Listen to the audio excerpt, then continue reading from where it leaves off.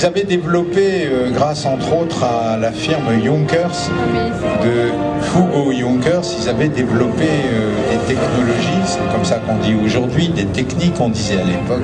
Ils avaient appris à faire des choses étonnantes en matière aérodynamique, en matière de métallurgie, en matière de motorisation, en matière de radio-navigation et de radio tout court. Et les avions allemands de l'époque avaient commencé d'ouvrir la voie à l'aviation d'aujourd'hui finalement. Rappelez-vous que pendant la dernière guerre, il y a un avion en réaction qui s'appelait le Messerschmitt 262. L'aéronautique était véritablement à l'avant de tout le reste. Le Junkers 52 était donc un trimoteur développé dans les années 30 comme avion de transport, avion de ligne.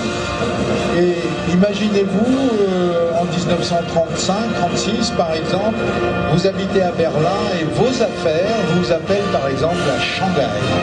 Berlin-Shanghai, c'est pas la porte à côté. Eh bien, vous pouviez monter sur le magnifique aéroport de Tempelhof, qui est aujourd'hui classé au patrimoine mondial de l'humanité de l'UNESCO comme patrimoine architectural. C'est un bâtiment absolument stupéfiant que l'aérogare de Tempelhof.